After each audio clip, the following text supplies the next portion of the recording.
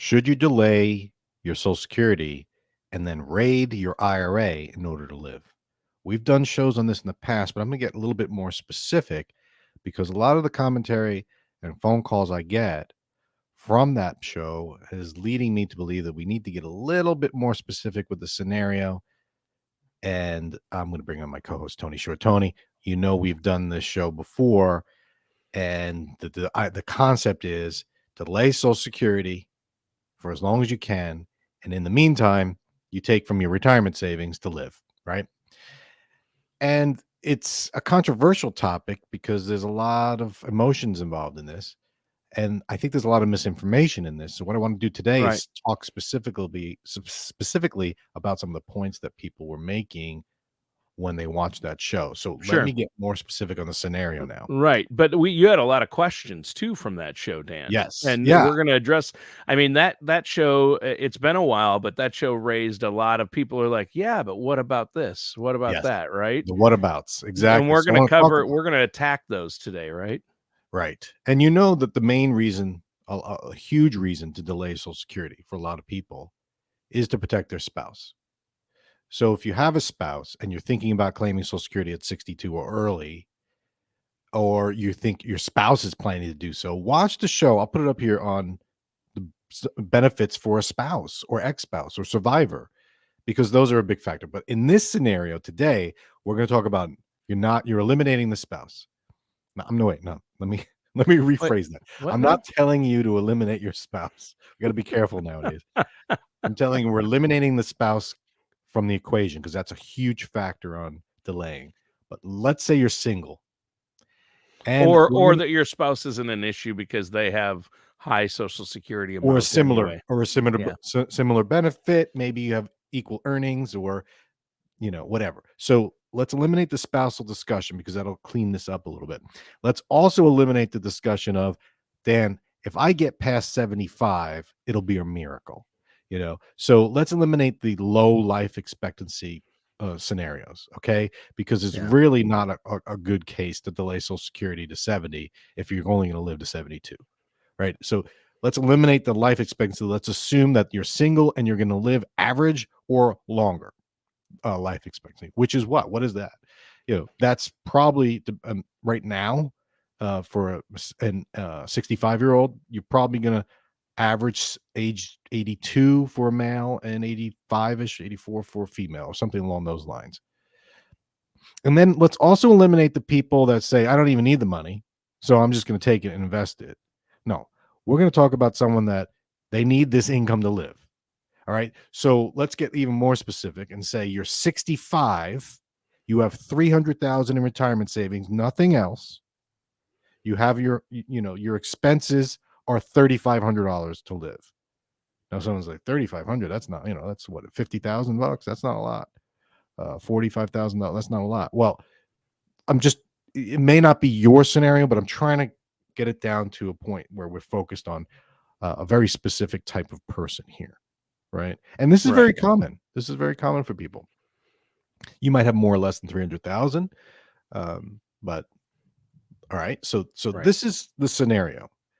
They're 65 years old. Now, by doing 65 instead of 62, I've eliminated the whole Affordable Care Act subsidies. That's a whole different question. I'll put a show up there in case you're like, well, how am I going to pay for health insurance and I don't have Medicare? Income matters. And when you take Social Security matters. So if you take Social Security at 62 and you go on a healthcare subsidy, you can't hide that income. You can't control it. So, but we eliminate that discussion. That's a different topic. All right. So I'm really narrowing it down, Tony. All right. So you're 65 years old and you're done working. And now you need that $3,500 a month to live. And you have two options. You turn on Social Security and you start claiming that to help with the $3,500 a month, or you pull from your IRA, or a combination of both. That's it. Those are your options. Rich Uncle Tony's not going to be sending you money. So let's imagine that your Social Security benefit is $2,500 at your full retirement age. So it's clearly not enough to only have Social Security.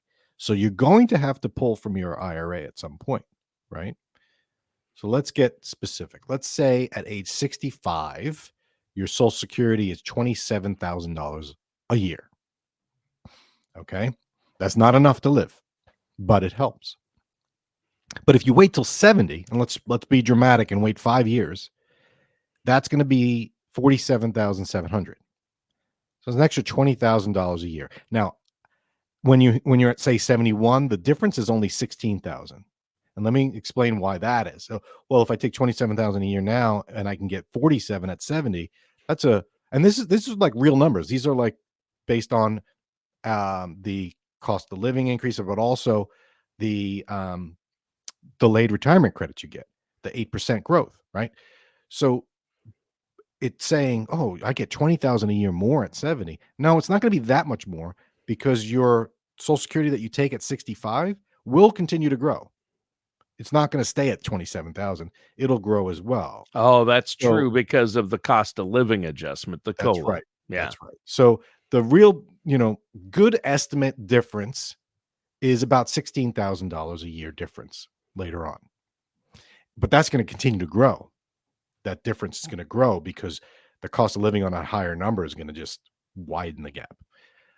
But fundamentally, what you're doing is like, okay, I still need to take out, I'm still foregoing $27,000 plus COLA a year for 5 years. That's like $150,000 that I'm not going to get from Social Security just so that I could turn on later and get a higher number. Right. Right. So why would I do that? If I'm only going to get an extra 16,000, that's 8-9 years it's going to take me just to get back to where I was. Right? To the break even point. Right. And break even point is definitely, I don't like using it. It's, it's too simplified. There's a lot more that go into it that I want to talk about. Sure. But if you're single, break even point does matter more than if you're married. So here are the key concepts that I want to go through. There's 3 or 4. You got investment capacity and tolerance. So I'll tackle that one first. And then we're going to talk about the cost of living and then the death benefit and then finally taxes, because you can't get away without talking about taxes. So here's the first point.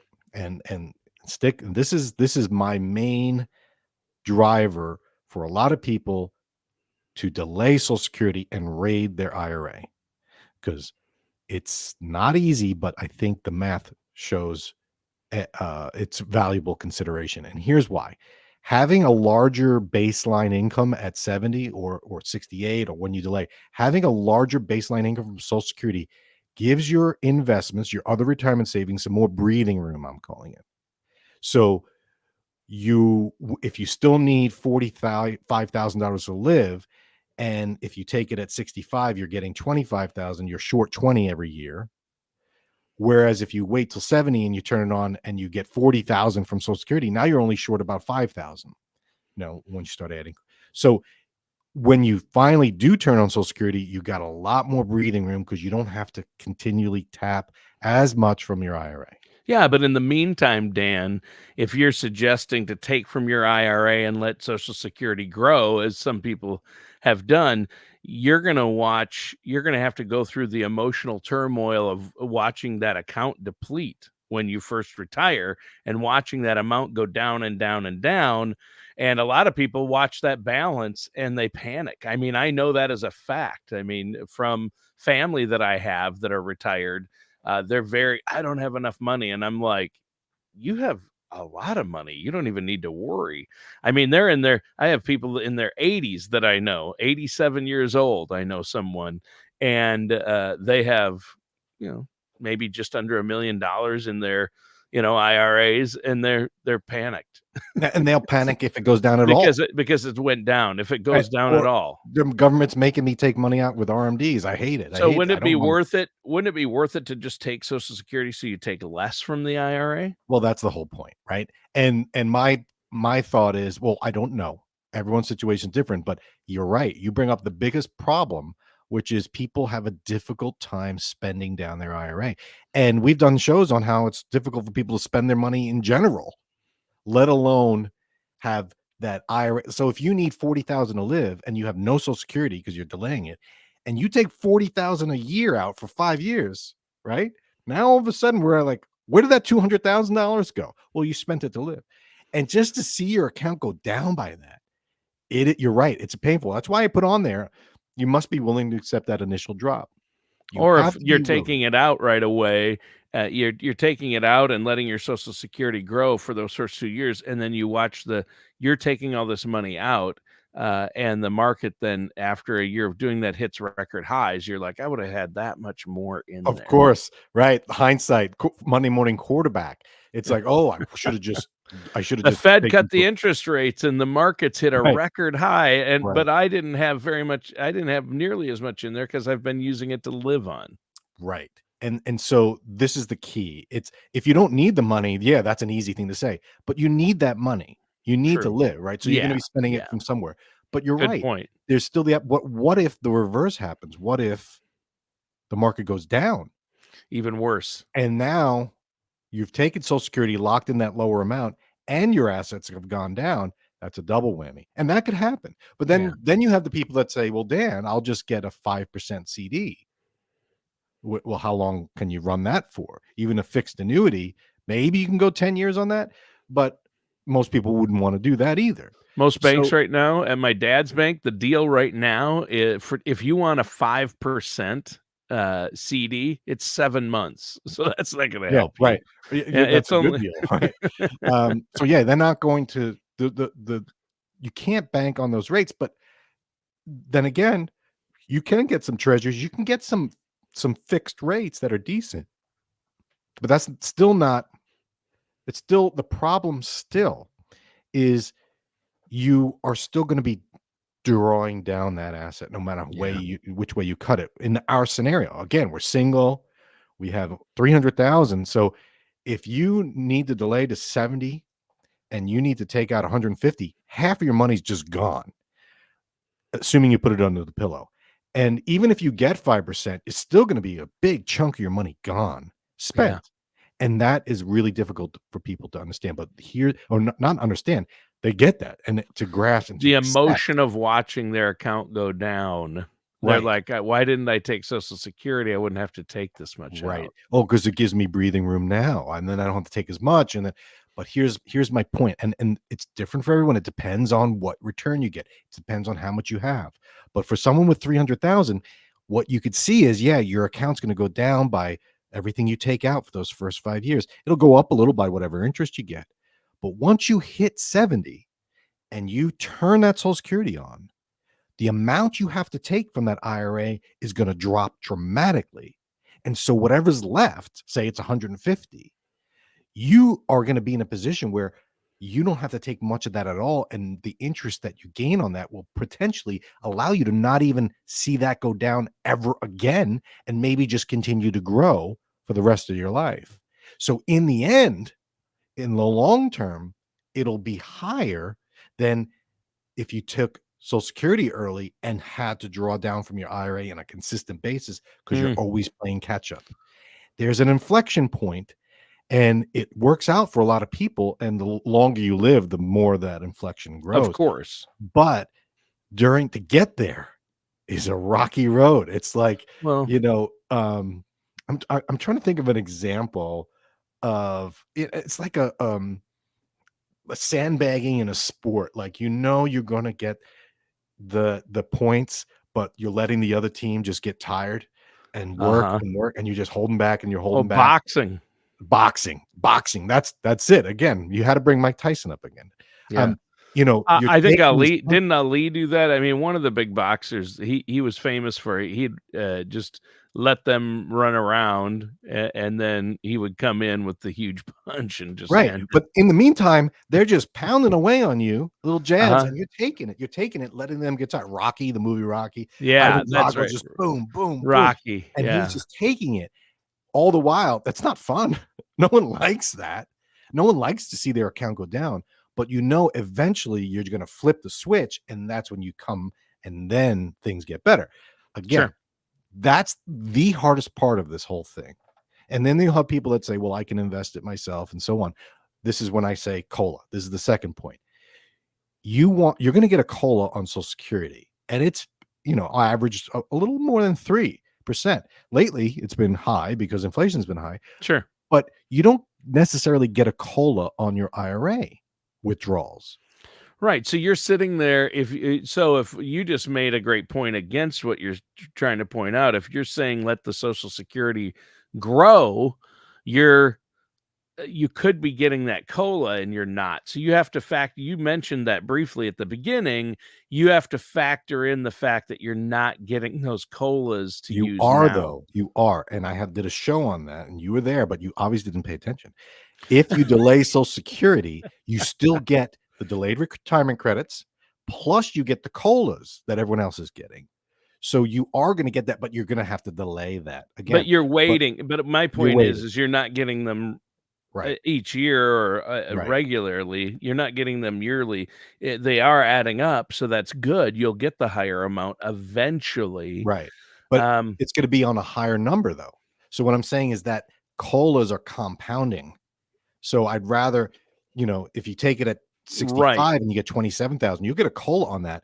But if you take it and get 40,000 later, you get a COLA on that, and it just compounds. So 3% on the amount you've let it rolled up to is going to be much greater than the 3% you'd be getting. Right. You're going to get year on the lower, because you're locking in a lower base amount. The base amount you lock in. So if I take it early, I'm locking in a lower base amount. So I'm always going to get a COLA, the percentage on that lower monthly Social Security amount. But if I let it roll up, I'm going to get COLAs eventually on that higher amount. On that extra delta, the 16 to 20,000 in this scenario, you're going to get a COLA on that. And yeah, maybe that's not a lot, but it adds up. It adds up and it compounds. Right. So yes, you can invest the money that you get, but again, in this scenario, we're saying we're spending it. So you can't get that COLA on the money you're spending in the IRA. But if you left it in the IRA, you can invest it in, so it balances a little bit. So you do get compounding interest if you would leave it in the IRA, but assuming though that the more you go for that higher COLA or compounding interest in your IRA, the more risk you're taking, and so there's always that chance it goes down. Whereas the COLA doesn't go down on Social Security. It might be zero, but it won't be negative. Right. Okay. But here's the big one that people, the big one that people forget is taxes. And that I can talk all day on that, but this is the other one, death benefit. I mentioned it already. I take Social Security because if I die, my kids won't get it. But right. If you're pulling out, you're saying pull money out of your IRA and let your Social Security roll up. But if I do that, that's less money to leave my kids, because the money in the IRA, I want to have money left over in my retirement investment accounts to leave to my children. Right. And I'm not going to argue with that, other than to say that in the long run, you could see, and most likely will, if you live past an inflection point, where your account value is higher because you delayed Social Security. Because again, as you get older, and you delay, that's less of a strain or on your IRA later. Yeah. And the you're taking a risk, but that might happen. There is a good chance that could happen. Yeah. There's a window. If you die in that 5 years, well, if that was the case, then we should have taken Social Security early as possible to begin with. But we have to assume that we're going to live the average life expectancy or higher. Now, here's another little tidbit on this that I never really mentioned, and I don't have any empirical evidence of this, but if you are planning to live a long life and you live this way and say, I'm delaying Social Security because I'm going to, live into my 80s, then that's going to help you mentally and physically, potentially actually do that. Right. Like if you have this goal and you want to beat the system, then maybe that's a little extra drive to get you to actually beat the system. Now, sure, you have the right attitude about it. Yeah. If you think, I'm going to take it because it's going to go away, it's going to disappear, and I'm going to die. Who knows? I might be dead at 70. Yeah, then there's a lot of that talk. Yeah, the talking heads on TV are telling you Social Security is not going to be there for us. Right. And so everyone's going to get a haircut. But wouldn't you rather get a 15% decrease on a higher number than a lower number? Yeah. I mean, Dan, when you hear it said with this gravitas. Here's another truth. Social Security is dying. That scares me. That scares me. Again, Social Security is dying, but the stock market or your investment account could get crushed again. So there's True. the similar risk, but it two different things for sure. Now here's the big one, Tony. This is the one that people just don't realize. And this is the big one that when you start doing, especially the number crunchers are like, well, break even, and I'm going to take it now because I could do so much better with it, or whatever it is. There's always taxes that you have to figure in. Sure. As my mom used to say, she used to work for the IRS. Whenever we saw the lotto, oh, today I can win $1 million. My mom would always say that's before taxes. Right? Yeah, my mom said that too. She was an accountant, and she always said that. That's before taxes. Mom, I just won 10 grand. That's before taxes. How about a congratulations? Right? Anyway, Yeah. So taxes on Social Security are always going to be more favorable than an IRA withdrawal. If it's a traditional IRA we're talking about in this scenario, not a Roth. So the reason being is because there's a minimum of a 15% tax-free Social Security benefit. It's pegged to a number that was made in 1980. So if you make above, I say for 32,000 or 34,000 for a single person, then up to 85% of your benefits are taxed. But 85 is the cap. So that means 15% of your Social Security benefits in any scenario are going to be tax-free. Okay, that's pretty good. So if I took 10,000 out of my IRA, all of it's taxed. If I take 10,000 of Social Security income, maybe 8,500 is taxed, maybe none of it. So that's the other thing. You could be in a scenario, especially if your only income source is Social Security, which in this example, maybe that would work. You hit 70, you turn off your IRA withdrawals until you have to at 75, say, RMDs. During that period where your only income is Social Security, it may be tax-free completely, depending on how, it's what your total are. Yeah, I think that is a good point. And people, Social Security does have tax benefits. A lot of people don't realize it's even taxed, though. And, but it's not fully taxed, at least not yet. And, but I do want to point out, if you live in certain states, the states can tax Social Security as well. Right. And my home state of Minnesota is a bad one for that. There's a bill that's being passed, I think, to actually lower how much they tax the Social Security. During the summer of 2024, Donald Trump said maybe we should eliminate taxes on Social Security. If that was to happen, then all of a sudden it's like, wow, maybe delaying Social Security makes sense because for sure I won't pay tax on that, Yeah. on that higher number with the cost of living. Yeah. All of a sudden, it's much more dramatic. People will say, Sure. whoa, wait a sec. I can get 27,000 a year now, or I can get 47,000 a year later, and that's tax free. But my IRA is always going to be taxed, right? That's not, and those rates might actually go up. So, but in the scenario you're presenting, that's a lower income situation. The situation you presented at the beginning, it's not like you'd be in a tax bracket where you'd have to pay much or anything on Social Security anyway. Very good point. So if you're maxing out at probably 12%, so you're saving a 12% tax on 15% of your Social Security. So it's not a huge number. But when you're super wealthy and have to take the RMDs, RMDs could play a factor in this, but that's only if you had a lot more money. Right.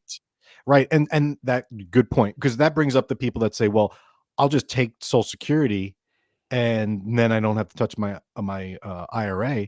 Well, you might want to not take Social Security and touch your IRA. Well, I don't need that income. Do Roth conversions during that time.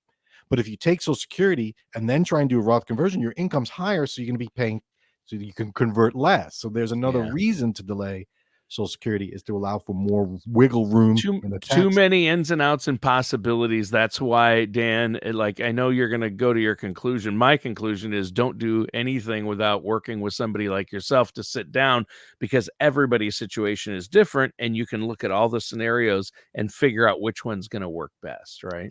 Yes. And again, for some people, it makes sense to take it early. Some people, it makes sense to delay.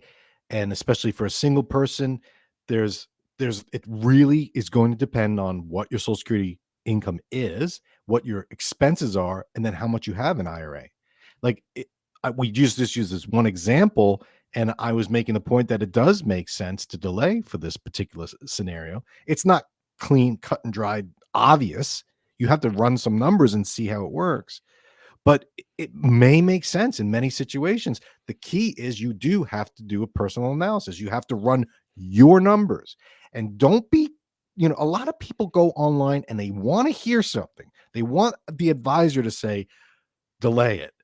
They want the advisor to say, take it early. And then when I say you should delay it, there's always going to be people that say, no way, I'm taking it early. You know nothing, blah, blah, blah. Then there's people that I say, take it early. They'll say, no, you should delay. I'm not telling you which to do. I'm telling you, though, that those that take it early tend to forget about some of the things I talked about today. And the number one thing they forget about is the tax advantage on Social Security and how that should be a factor in when you claim. That's it, Tony. Again, I don't work for Social Security and I'm not giving investment advice, but if you want some guidance on it, you can call me. I'll put the number and the website up, but it's dolphinfinancialgroup.com. Tony, thanks for a great show. Yeah. Catch everybody soon, maybe next week. We'll keep it going. We'll keep the show going. I think we're on year 6, Tony. 6 years of doing the show weekly, right? Yes. And I don't even know your middle name. Have a good week, everyone. We'll get Tony's middle name next week. All matters discussed in today's show are for informational purposes only. This show is not investment advice. Dan Riddle nor Dolphin Financial Group are affiliated or endorsed by any government agency. Investment advisory services are offered through Dolphin Wealth Management, Inc., a registered investment advisor in the state of Florida. Insurance products and services are offered through Dolphin Insurance, Inc. Dolphin Wealth Management, Inc. and Dolphin Insurance, Inc. are affiliated companies doing businesses as Dolphin Financial Group. You should talk to someone at Dolphin Financial Group before implementing any of these strategies or ideas.